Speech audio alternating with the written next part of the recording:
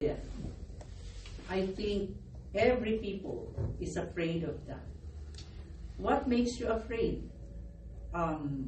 If for young people, I've heard them, they are afraid of their future because they don't know. Will they get married? I don't know if Esther is thinking of that. Will they have their family? That's their thinking. Will they have enough money? Will they have better job? They're afraid of their future. But for senior ones like us, it's like we are reaching the end of our journey. But sometimes, what's at the finish line, sometimes we're afraid of that. There are many things that will make us afraid.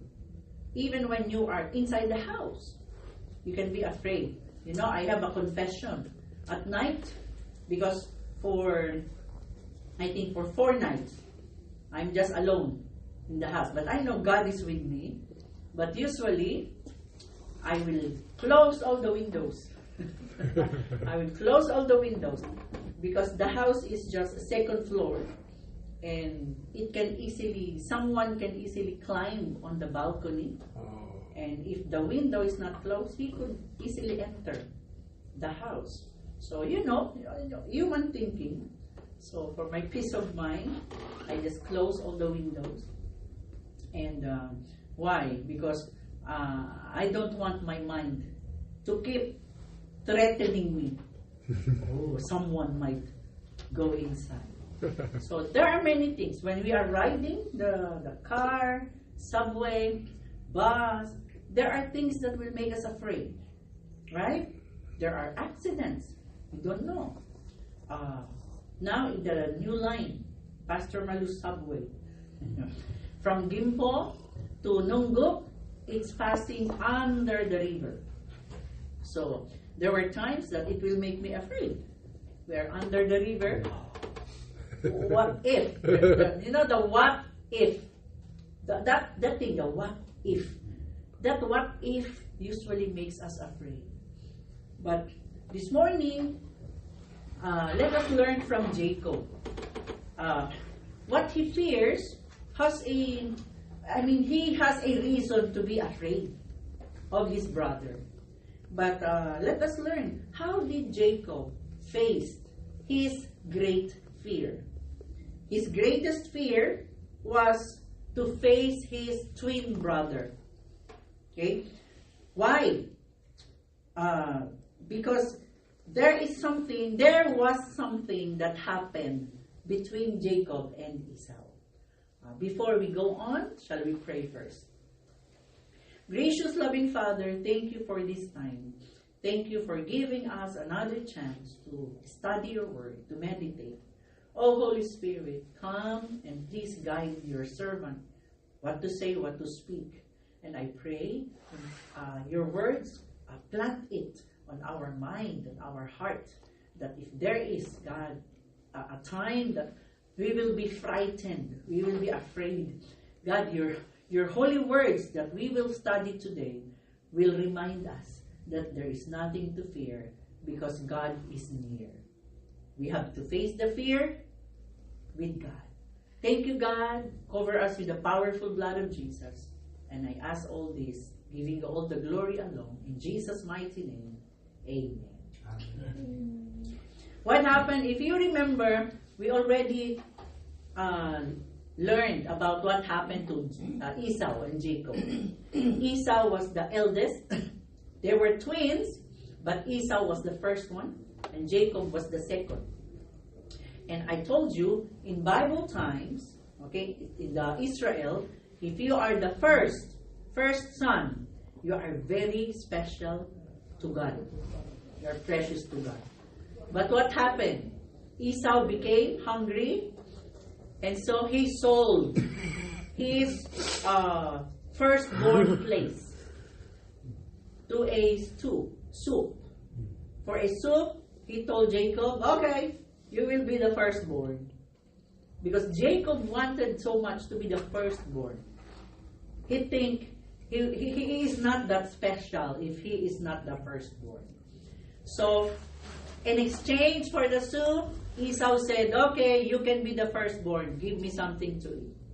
And what happened? In the eyes of God, that exchange happened. In the eyes of God, Jacob became the firstborn because Esau sold his for birthright. And then when Isaac, their father, was almost dying, if you remember, I told you in that time what the dying father will tell as a blessing will happen. So they call it the father's blessing. So there is a very special father's blessing for all firstborn. But what happened? While Esau was outside trying to find something to cook, Rebekah, the mother, prepared something and asked Jacob to bring it to his father. Jacob pretended. Remember that? He pretended, I'm Esau. And then he let his father, who is a little blind, eat the food. And Father Isaac gave the special blessing to Jacob. Nothing good left for Esau. And because of that, Esau was really angry to Jacob. There is a verse in Genesis 27, 41 to 43. In your paper, I wrote it. I don't know if we have it there.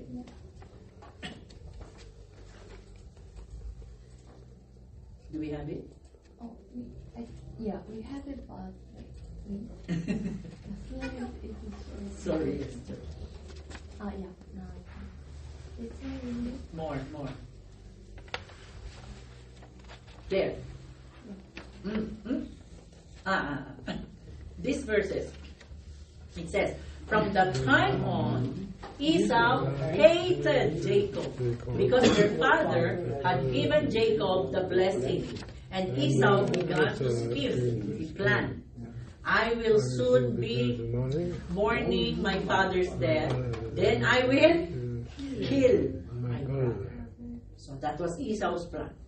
After the burial of the father, he will kill Jacob. 42. But Rebekah, the mother, heard about Esau's plans.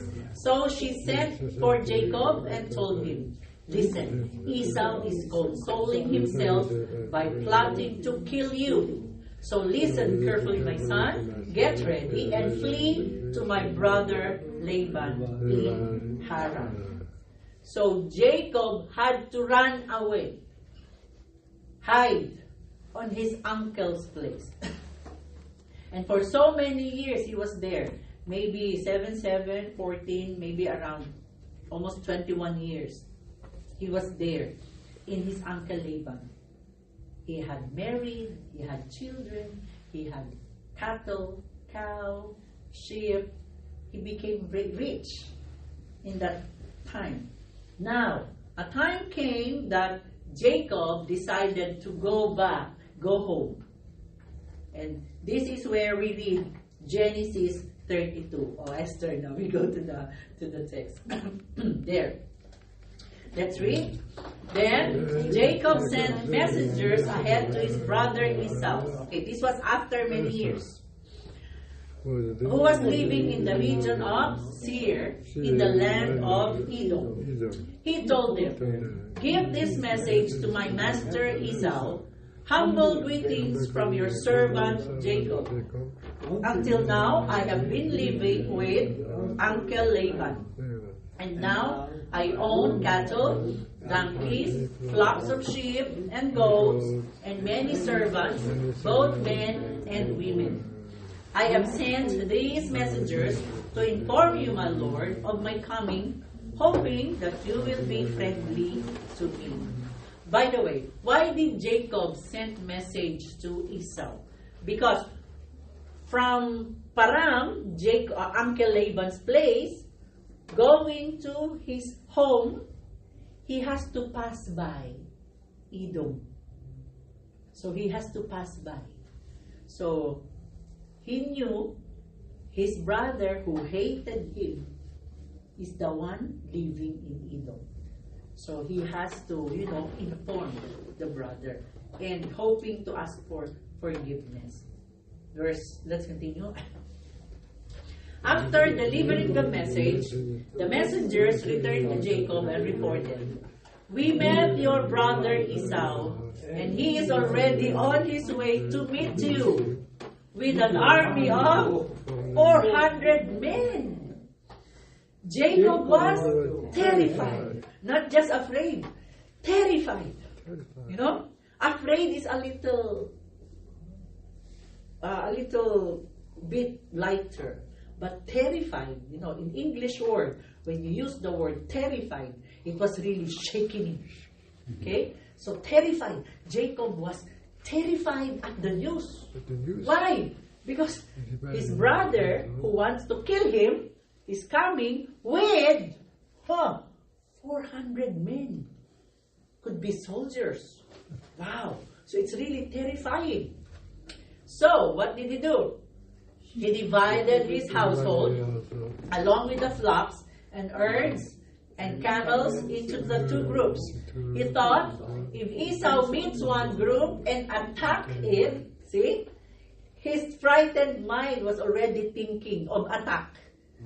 If Esau attack it, perhaps the other group can escape. So he grouped his family. Remember, Jacob had 4 women.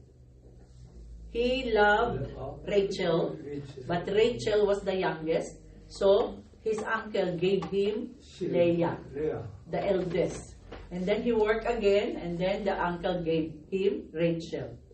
But Rachel was not able to be pregnant, so Rachel gave her nanny. So Jacob had children with the nanny. And when Leah saw what Rachel did, she copied. She also gave her nanny. So Jacob had 4 wives. 4. Can you do it? It's very tiring. So, Jacob divided the group. Okay? The nanny group, 2 nanny, and then Leah, and the one he loved Rachel, the last one. So he was thinking, in case Esau attacked the first group, the one on the last can run away. See, Jacob was gifted with wisdom. He was bright boy. He was, witty. The other English we use is witty. Witty means smart, but a little naughty. So even when he was young, he was witty. So he divided the group. Let's continue. Do we have? But look at verse 9. Then Jacob prayed, "Oh God of my grandfather Abraham, and God of my father Isaac, O Lord, you told me, return to your own land and to your relatives. And you promised me, I will treat you kindly. I am not worthy of all the unfailing love and faithfulness you have shown to me, your servant. When I left home and crossed the Jordan River, I owned nothing except a walking stick. Now my household fills 2 large camels." Wow. Next, Esther. Thank you. "Oh Lord, please rescue me from the hand of my brother Esau. I am afraid that he is coming to attack me, along with my wives and children. But you promised me, I will surely treat you kindly and will multiply your descendants until they become as numerous as the sands along the seashore, too many to count." Now, let me ask you a question. Does Jacob have the right to be afraid? Did he have the right to be afraid? The answer is yes. Why? Because his brother, who hated him, is coming. His brother, who planned to kill him, is coming. And now, he's not just coming by himself, he's coming with 400 men. Jacob maybe has 100 people and hundreds of animals. The donkey cannot save Jacob, right? The sheep, the goats, they cannot fight for Jacob. So what is this? That's why Jacob was frightened. He was terrified. That was his greatest fear, to face his brother. But let us learn from Jacob's experience. What he did will give us a lesson that we can apply in our life today. Whatever makes you afraid. Do you have enemies as well? Do you have people who put you down and you're afraid to face them? You know, learn from Jacob. I just shared two things I saw with Jacob. The first one, how do we face our fear? The first one, face your fear with God. Amen?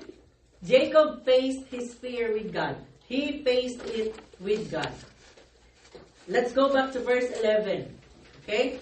The moment he received the news, he set his family well, okay? And then he turned to God. Oh Lord, please rescue me from the hand of my brother Esau. I am afraid that he is coming to attack me along with my wives and children. Look at this one. The moment fear crept into Jacob's heart and soul, he ran to God for help. He lifted his case to the one whom Jacob knew could and is willing to rescue him. Who is that? God. Amen? He humbly sought God to rescue him. Look at the prayer. You know, brothers and sisters, we can tell God what is really in our hearts. Do not be shy. Do not be afraid to tell God everything. Jacob said, Lord, please rescue me. He said, I'm afraid that my brother will attack me. Did you notice that in the prayer? Whatever makes you afraid, we can tell it to God in prayer. When I was getting old, I was like 27 years old, 28. I was telling the Lord, God, am I still going to marry? Because I'm still single. That's the fear of those who are not married. Am I still going to marry? Am I not getting old? You know, it's difficult, God. If I will be 40 and I'll be pregnant. I was telling the Lord. So, if you want me to get married, please do something. You know, we can tell the Lord everything. Okay? Like, when I go out inside the house, and sometimes fear of many things, accident, fear of, the dirt in the air. We can see, we hear in the news sometimes the air in Korea is dirty.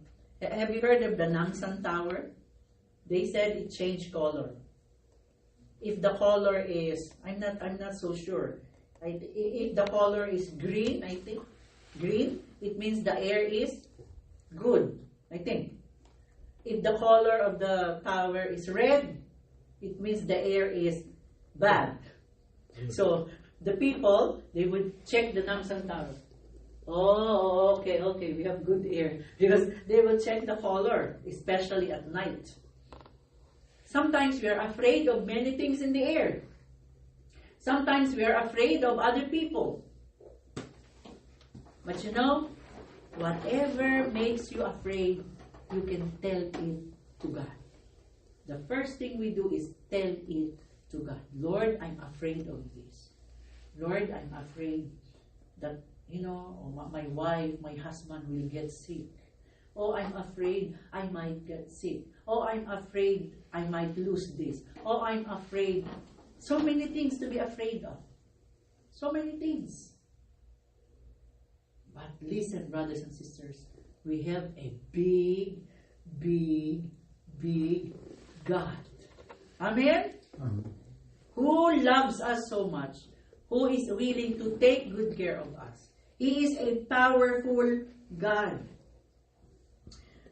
When Jacob was afraid, he ran to God. This God is the one who is gracious to him. Let's look at verse 10. Jacob told the Lord, I am not worthy of all the unfailing love and faithfulness you have shown me. Jacob experienced the love of God. Jacob experienced the faithfulness of God. God was the one who took good care of him. Remember, he traveled alone it was not yet Israel. From Canaan to Haran, it's like nowadays it could be from Israel going to Saudi Arabia, walking alone. He said, I was only having stick. And it's dangerous. There could be some robbers there or wild animals there that could attack him. It's dangerous. Jacob at that time has no sword. He has nothing. But God took good care of him. So he said, I'm not worthy of all the love and faithfulness you have shown me. When I left home and crossed the Jordan River, I owned nothing except a walking stick. Now, my household fills 2 large camps. Jacob experienced the goodness of God. From nothing, because of God, Jacob became somebody. From only one, this time Jacob became so many. At that time, he already have, I think, 11 children. He already have 11 children. Imagine, from only one, now 11 children, 4 women, and servant men.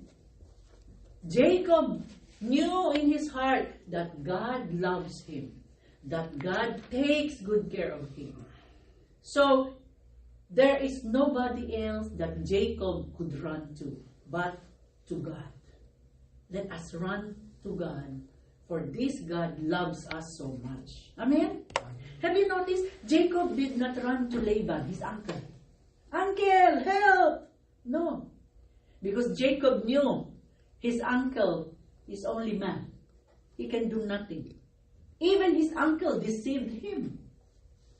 Jacob knew he can only trust God. Because God is the one who really loves him. God is the one who is concerned of him. You know, sometimes it's dangerous to trust in people. Why? Sometimes people will be good to you now, but maybe tomorrow they will hate you. Do you remember the word backstab? Do you remember the word backstab? Like, there are people, when you're in front of them, but with the moment you turn, you go away, they hated you. Okay? Backstab. So when you're facing them, it seems they like you. Oh, you're good. But when you go away, I hate that woman. I hate. See, we call it backstabbing. There are people who are backstabbers. So it's really dangerous to put your trust in man, because we cannot tell. But you know, brothers and sisters, it is best to put your trust in God. Why? First, God made you. Amen? Amen. God made you. You belong to God. The life that we breathe, it's from God. Secondly, God loves you. And God doesn't want to harm you. That's why He gave Jesus Christ to die on the cross, to save us from hell, to save us from Satan, because God loves us. God, listen to this. God did not create hell for people. God created hell for Satan. Because God doesn't want people to go to hell. It was Satan trying to attract people. Come with me, it's fun. But the end is hell. It's not fun. God doesn't want people to be in hell. Because God loves people. So, when you are afraid, whom do you run for help? Run to the one who loves you so much. And who loves you so much? God. Who loves you so much? God. Let's run to God. He will not do something to harm you.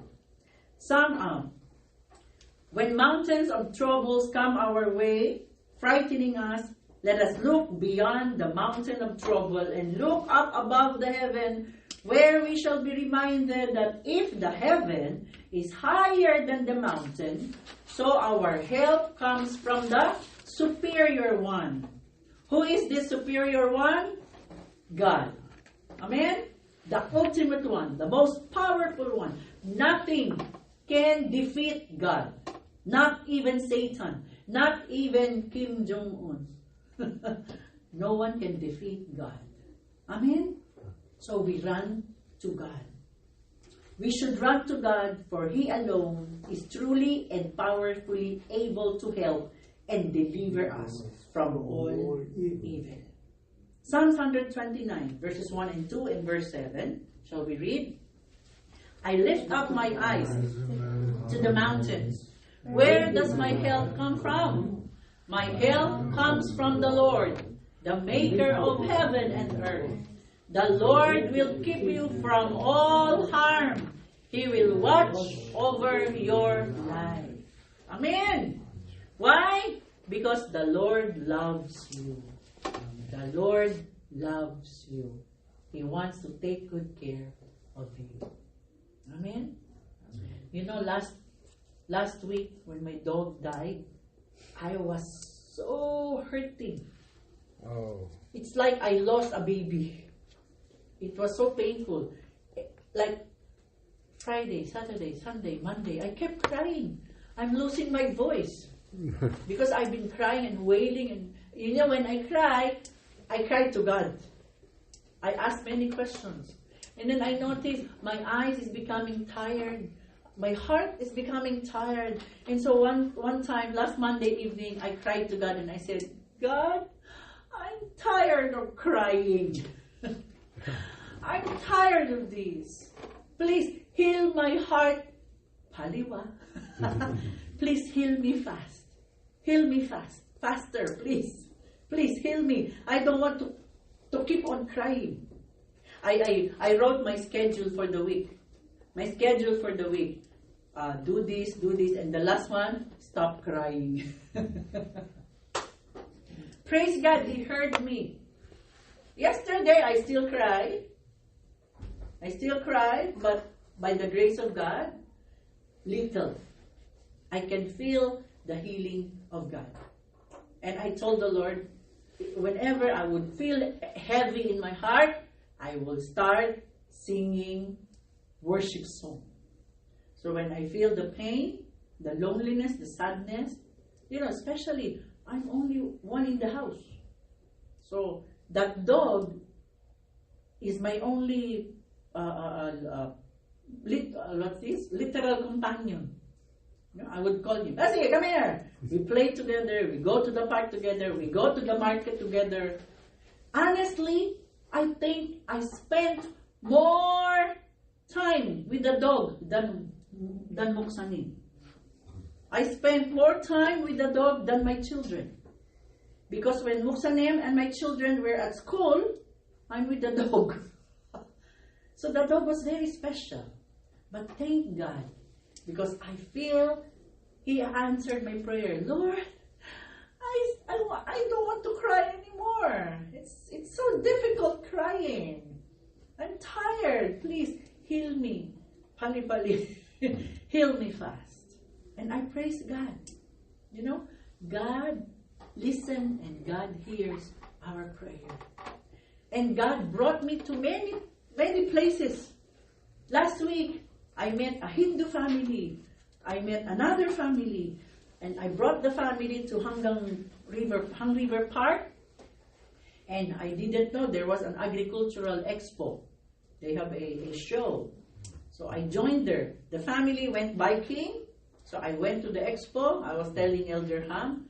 And in the expo, after my dog died, I wanted to have more plants. And in the expo, God blessed me with 4 new plants. Free. Free. So I was smiling, thank you, God. God is so good. So what are you afraid of? Run to God.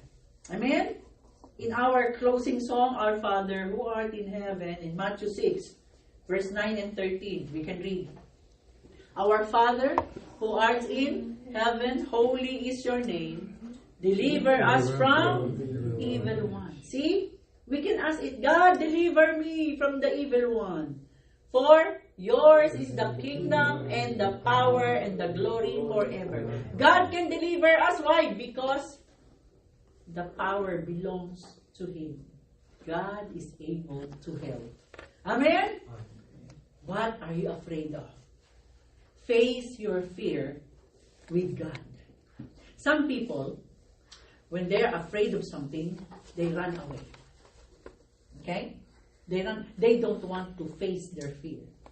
Brothers and sisters, don't be afraid. Face your fear. Face your fear. And you can face it. Why? Because you have God. Amen? We can face our fear with God. The second thing I found with Jacob, he faced it with the promises of God. He faced the fear with the promises of God. Look at verses 9 and 12. In his prayer, he mentioned God, the promises that God gave him. Verse 9 says, Then Jacob prayed, O God of my father Abraham, and God of my father Isaac, O Lord, you told me, okay? You told me, return to your own land and to your relatives, and you promised me, I will treat you kindly. Verse 12, but you promised me, I will surely treat you kindly, and I will multiply your descendants until they become as numerous as the sands along the seashore, too many to count. You see, Jacob's fear did not stop him from believing and holding on to what God promised him many years ago. God promised him when he was only alone by himself. God promised him, I will make you into a big nation. So at this point, Jacob was maybe thinking, God, if my brother will kill me, where is the big nation? How can it be? So God, you promised me that you will make me a big nation. And God fulfilled His promise. That's why nowadays we have Israel. Israel is the nation of Jacob. At this time, if you will read the chapter in Genesis 32, an angel of God changed Jacob's name. The angel said, what's your name? Jacob. And the angel said, now you will no longer be called Jacob, but your name will be changed Israel. You know what's the meaning of Israel? God will fight. God will fight for you. Isra, fight. El, God. God fights. Jacob means deceiver. So Jacob is not a good name. Deceiver. So God has to change Jacob's name from Israel. God fights. And God said, because Jacob, you had been fighting with many things and you are winning. So have you noticed, brothers and sisters, even at this moment, what is happening in Middle East? The Hamas is attacked Israel. And Israel will fight back. And now this time, Iran, is it Iran? Iran or Iraq? Iran now attacking Israel. And if you will study the Bible, there is a prophecy that many other nations will attack Israel.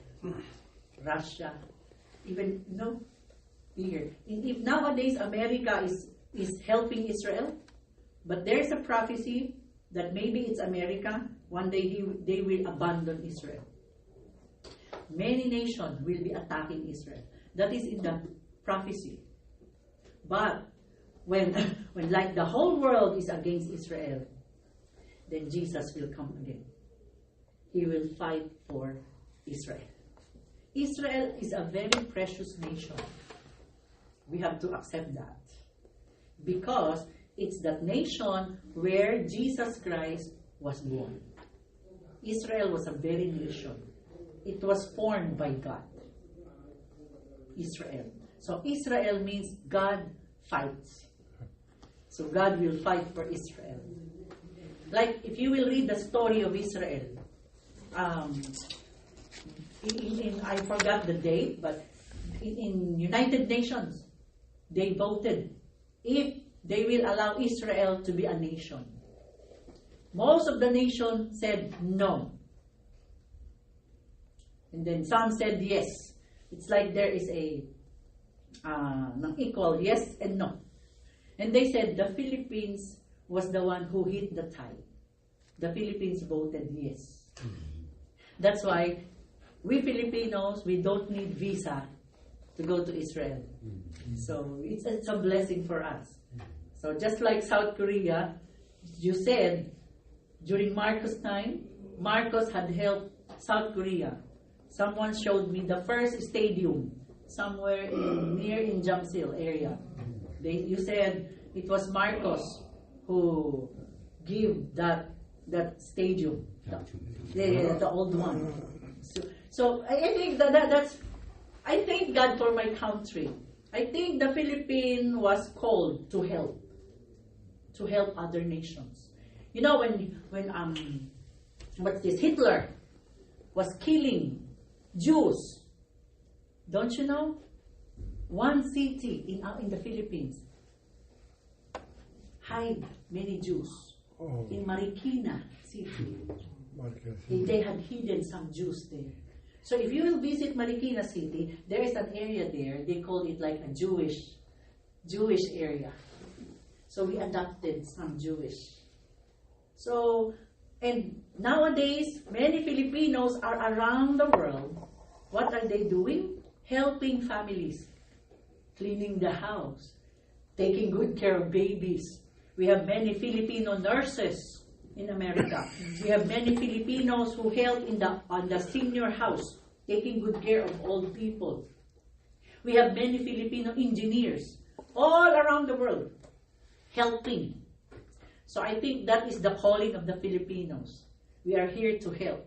Now, we are here, many Filipinas are here in Korea, helping you in your English language.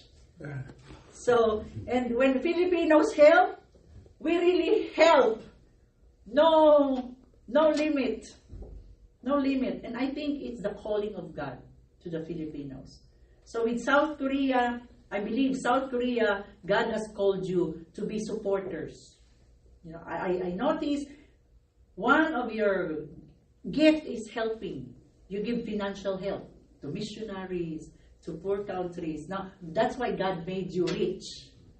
God made you rich so you can help support. And God is so good.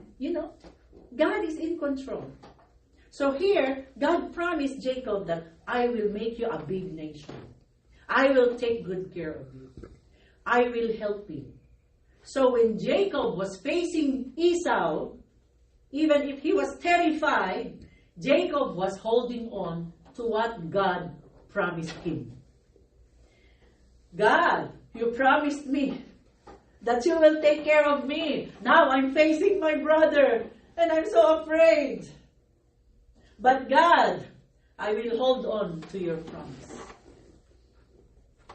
Brothers and sisters, what is making you afraid? I'm so blessed with the prayer of our dear brother. One of the promise he was holding, Psalms 23:4. Yea, do I walk through the valley of the shadow of death, I will fear no evil. Why? Because there's a promise. What's the promise? for you are with me. That's the promise. Even if it's terrifying, God is with us. That's why, brothers and sisters, it's very important you read your Bible. Because we can find many promises of God here. You know what makes me strong? What makes our family strong? It's the Word of God. It's because we hold on to the promises of God. Without the promises of God in my life, long time ago I killed myself. I tried. I tried to kill myself 3 times. But because of the grace of God, it is the Word of God that makes me strong and stronger. So I tell you, brothers and sisters, read your Bible. Find. Bible is like a treasure. You know, treasure you're looking at. What promise of God can I have? There are many. In the morning, when I wake up, usually in the morning, I just use the daily bread, our daily bread. And God is using that every day. Many scriptures, promises. You know, it's very rich. There is a cult. You know what's cult? It's a religious group, but their doctrines is against the Bible. This cult, they do not want their members to read the Bible. It is a sin, no, for members to read the Bible. So I told them, you have to read your Bible. And they said, oh, it's against our religion to read the Bible. And I said, what? You have to read your Bible. Because that's the Word of God. That will make you strong. Here you can find many promises of God. You can hold on to promises of God. So many in the Bible. So Jacob, when he was afraid, he faced Esau strongly because he is holding on to the promise of God. Amen? Psalms 23:4 is the promise of God. Our dear brother is holding on. How about each of you? What verses are you holding on? Find your promises of God. I was not able to include these 2 verses in your copy. Maybe you can just write down the text. I want to read 2 Peter 3:9. Shall we read it, Esther? There. 2 Peter 3:9. What does it say? The Lord is not slow in keeping His promise, as some understand slowness. What does it mean? If God said it, He will do it. Amen? When God told Jacob, I'm going to make you a big nation, did God fulfill the promise? Yes. Now we have Israel. When I was not married, I have this prophetic message, Esther. There was this big Australian man. Okay? He was a servant of God. And then he went to our church in Manila. And he preached. And then after that, he was giving prophecy. You know, prophecy is telling your future. And then he looked at me. I was playing the piano, and he told me, "Pianist, why don't you come here?" Okay? And then he told me, God has a promise for you. God promised that He will give you a family of your own. God will give you a car. God will give you a husband. So he said that. So I said, okay, I receive it, Lord. I was like 28. Oh no, 26 maybe. So God gave me the promise. So I hold on to the promise. So did God fulfill the promise? Yes. Now, by God's grace, 1997, I got married to Pastor Manuel. Okay, and we had children. We had a big car before, and then when we went to Korea, it was taken away. But nowadays, thank God, we have another one in the Philippines, a small one. Hyundai, Eon, small. But it fits Pastor Manuel, Michelle, me, my daughter, our dog, and our cat.